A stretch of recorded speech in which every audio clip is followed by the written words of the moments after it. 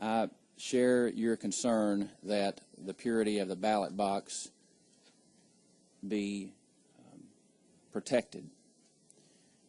I do not feel, though, that the way to do that is to place a burden on over 100,000 Tennesseans who still don't have the photo ID, who have voted, who have shown that they would vote, and for whatever reason have not received the photo ID. I don't feel like that erecting another burden in front of them to vote is the way to protect the ballot box.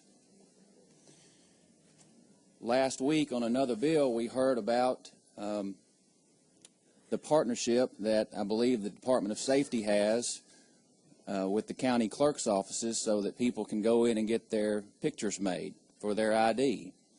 The problem with the partnership is not every county participates in the partnership.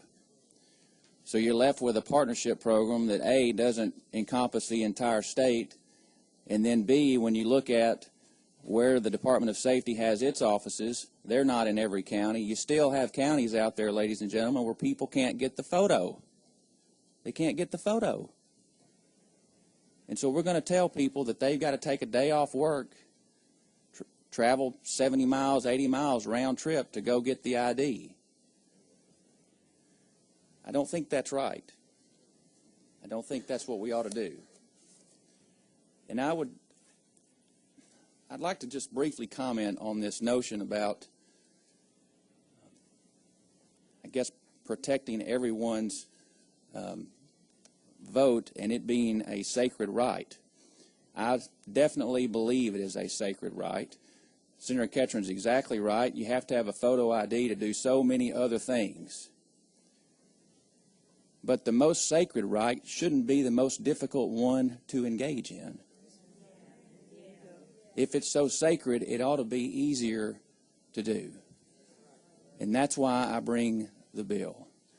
Mr. Chairman, members of the committee, there are tens of thousands of Tennesseans who have voted.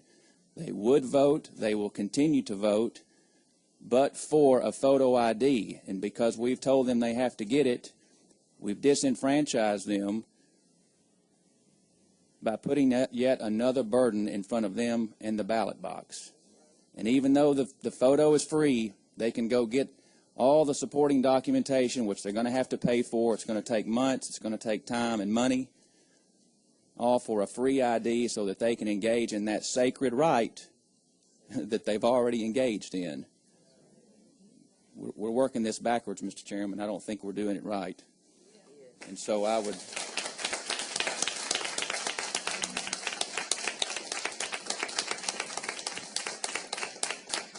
would renew my motion on Senate Bill 2130.